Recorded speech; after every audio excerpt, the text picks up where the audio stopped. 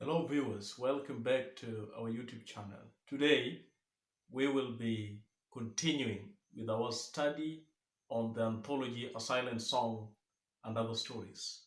Today our emphasis, catharsis, synthesis and analysis will focus on Abiose Nicole's The Truly Married Woman.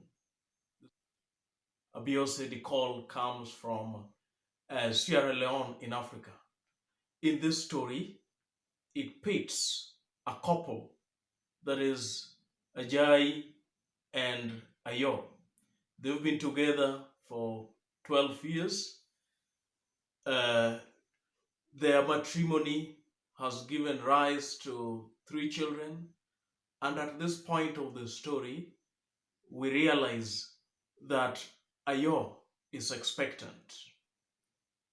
Fast forward, uh, we see the couple really hypocritical and trying to cut the figure of a married couple. They seem to be tired with their kind of a marriage that has not been solemnized. And that is the reason why every time Ajay and Ayo goes to the church and the preacher preaches against the couples that are not legally married, he decides to even leave a church.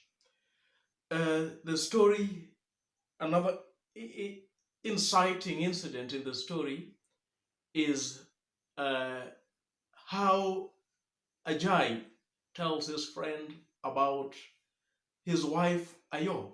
He confides in his close friends that Ayo is just his mistress and not a wife. We get to realize and we get to see that Ayo is not as naive as Ajay may see her when Ajay beats his son Uju for wetting the mat. Then we see Ayo become assertive and tells the husband Ajay that beating children for such trivial things do not really help. She even tells Ajay about their countrywoman Bimbola, who studied nursing in England and America. And Ayo tells Ajay that Bimbola told them that such punishments really do not amount to much. This couple receives a surprising visit from visiting white men. These white men are representing the World Gospel Crusading Alliance, and yet again the wisdom in Ayo comes out. Fast forward, this couple, after Ajay realizing the wisdom that is in Ayo, that is during the discussion about Uju's punishment, and later on the kind of speech, the welcoming speech that Ayo gives when the white men arrive at Ajay's. Ajay then decide that it is time that he solemnizes the union with Ayo in a traditional white wedding. Then the wedding comes, and it is very interesting that during the preparation of the wedding, that just to begin on the night that Ajay decides to solemnize things, it is interesting and humorous that Ayo tells Ajay not to come close to him. Then again, Ajay dispatches Ayo. Ayo goes back to her home, that is her father's homestead, and we see a delegation being sent from Ajay's comprised of his relations to go and negotiate on how to legally and formally bring back Ayo. The wedding gets to meet some oppositions, but at the end of the day, the couple gets to wed in pomp and glory. After the wedding, the night after the wedding, it seems that Ayo has finally received equal footage as Ajay. And for that fact, we are going to give a commentary on this story, the truly married woman, and the message that the writer would want us to get out of it. One message that the writer wants us to get out of it is that uh, the society that we find in The Truly Married Woman by Abiose Nicole is predominantly patriarchal. It is patriarchal in the sense that it is chauvinistic, like males tend to be more superior as compared to females. Let us go through some of the instances that show that there is male chauvinism as a theme in this story. Ayo has lived with Ajay for 12 years. They have 3 children already. And at this point, Ayo is also expectant. But then it is interesting that with all these years of living together, that Ajay still tells his friends that Ayo is not really a wife, but that she is a mistress. And that one we see on page 43 of the anthology, A Silent Song and Other Stories. Again, when Ajay starts beating Uju, and Ayo tells him that he beats Uju too much times, then we see the answer that Ajay gives. Ajay tells Ayo that nobody is going to teach him how to bring up his son. We are left dumbfounded as readers, and we ask ourselves this question: is a male having the preserve, or is the male the only person who has the full rights to bring up the child? Yet the child was born of Ayo. I tend to view this as an act, as a chauvinistic act on the part of Ajay that represents this patriarchal society. After Ayo has served Ajay and his friends from the World Gospel Crusading Alliance, Ajay leaves the room after serving them the drinks to discuss serious matters. So it shows that this society has placed women on a lower pedestal in comparison to men. These factors show that this is a kind of a chauvinistic society.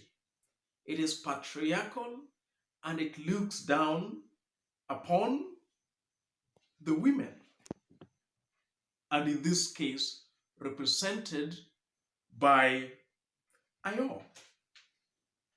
Another theme that overrides in this story is the hypocrisy. Through the omniscient narrator, it is reported to us that at the time that Ajay wakes up, that is 6:15 in the morning, the omniscient narrator narrates to us that the watchmen who were hurriedly shaking themselves out of sleep and they were busy banging the locks of shops and houses to prove to their employers that they were at work. This is quite hypocritical on the part of the watchmen. They pretend to be guarding these shops, yet they have been sleeping all night. Now, in the morning, at the break of dawn, they wake up hurriedly and then they begin shaking the locks of shops to show that they have been at work. Again, when a messenger arrives at the Ajayi's, when Ajayi tips the messenger to warn Ayo that he is coming with 3 white men from work, Ayo pulls down the calendars with pictures of lightly clothed women. She hides wine glasses and replaces magazines with religious books, besides borrowing a wedding ring from her neighbor, Omo. All these, she tries to create a picture of a Christian family, something that is really not the truth. That is hypocritical. They are pretending to be more Christian than they are as a family, and probably to receive favor from the white men and to ensure that the husband Ajayi is not embarrassed. That passes as hypocritical. Then again, when Jonathan Olsen, the head of the delegation of the white men, who are representing the World Gospel Crusading Alliance, when he arrives at the Ajayi's and he recommends Ajayi to be a missionary, we see the chief clerk who works and who is the boss of Ajayi at work. We see him lying to the white men that it is against government workers to work as missionaries. It is against them to work, carry out their job concurrently with being a minister. This is a lie, and it is supported by the fact that the next morning, when Ajayi goes to work, we see him take a carefully wrapped bottle of beer as a present for the chief clerk's help with the visitors. Again, when the jailer's sister of Ajayi tries to thwart the upcoming wedding of Ajayi and Ayo, we see Ayo moving with speed in a kind of a tactful maneuver. She moves with speed to fix things. Fixing things in quotes. It shows that the soothsayer to which Ajayi's sister wanted to go and ensure that the soothsayer does not speak well of the intended wedding of Ajayi and Ayo, the soothsayer comes out as someone who can be manipulated. And that is rightly what Ayo does in time to ensure that the wedding plans go on. So the soothsayer sits prettily in a hypocritical position. He can be manipulated and could be the highest bidder.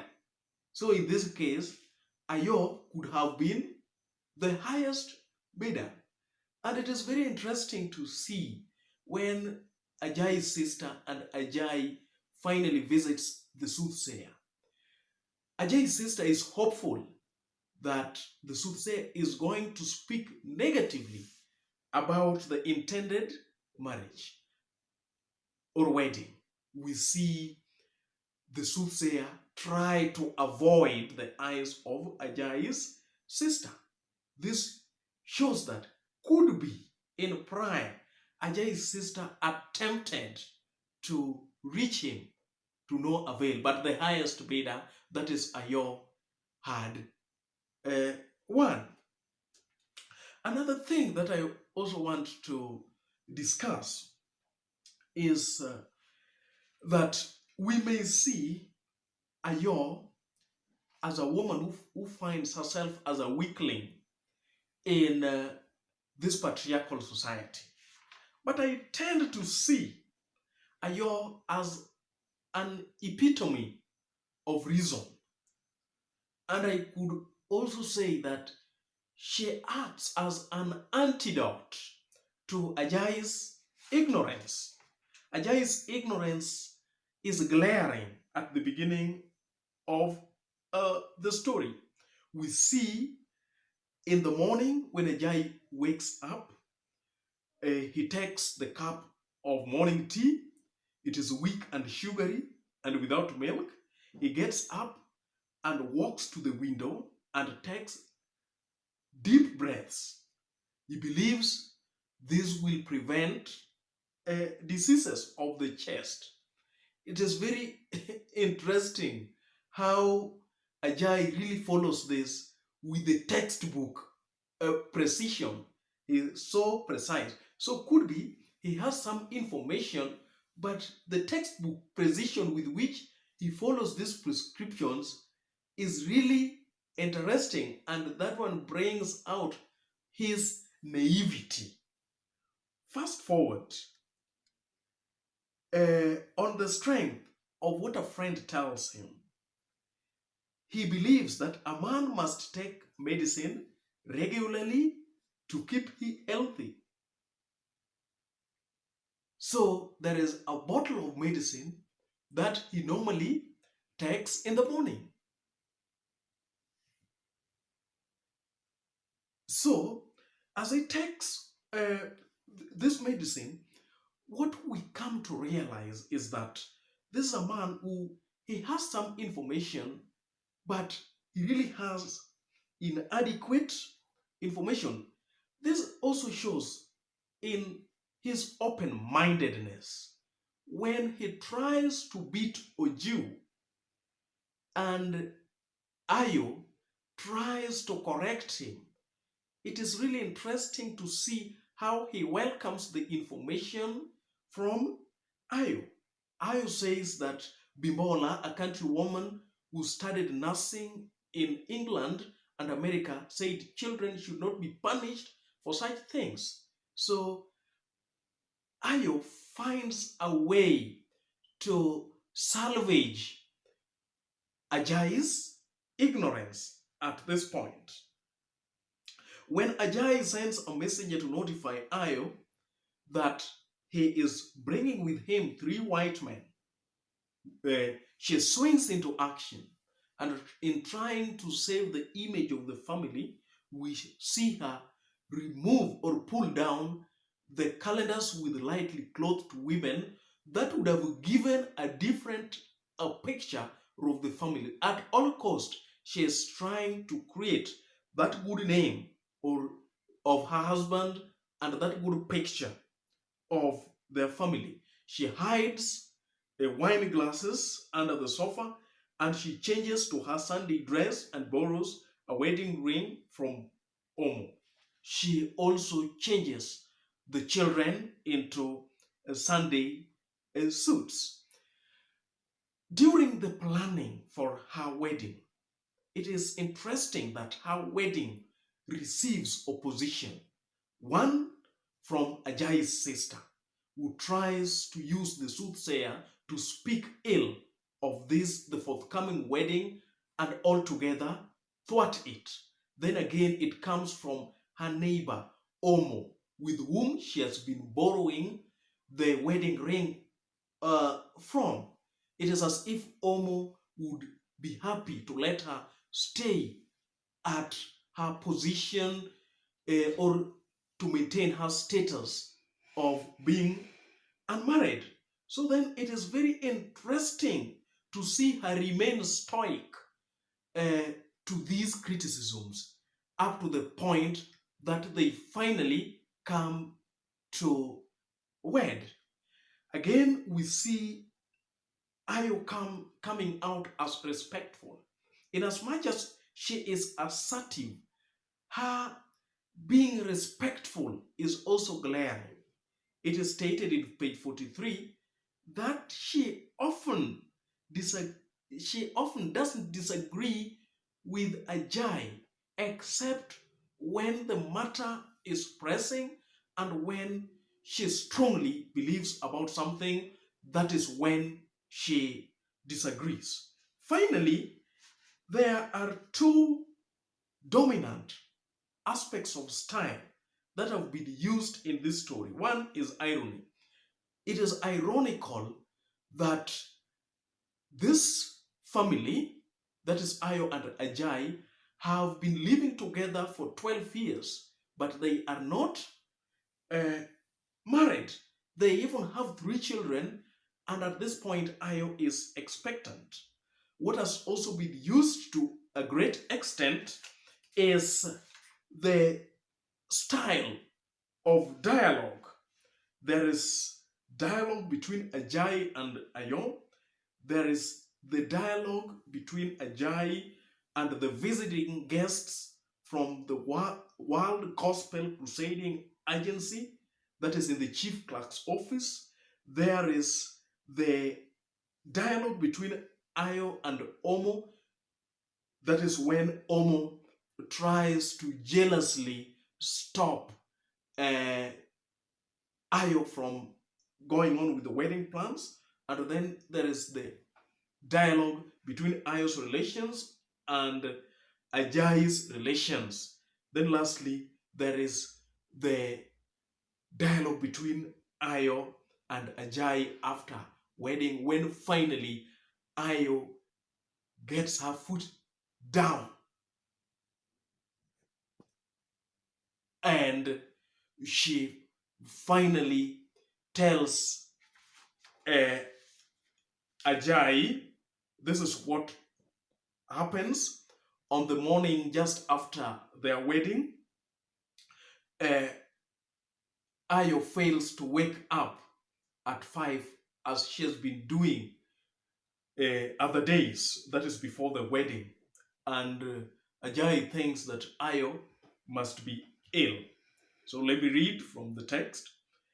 Ajay cries, Ayo, Ayo, are you ill?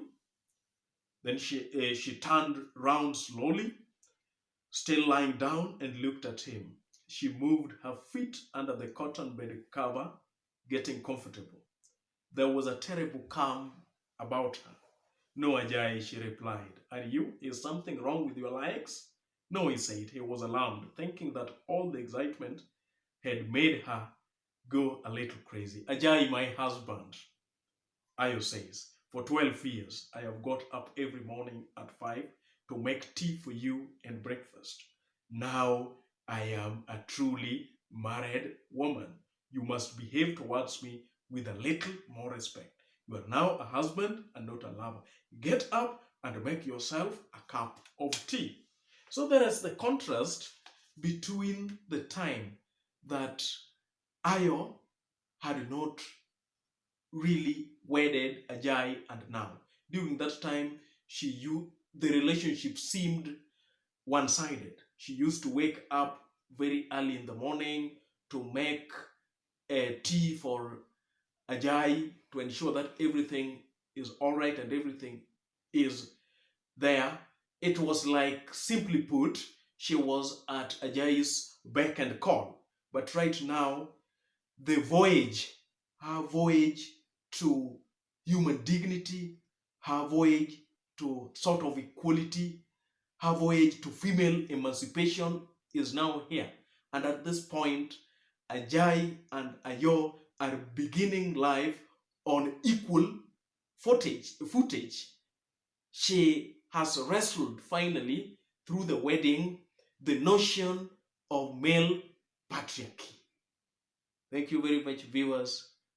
That brings us to the end of the analysis of the story, The Truly Married Woman. Remember to like and share this video. Those who have not subscribed, remember to subscribe to our channel.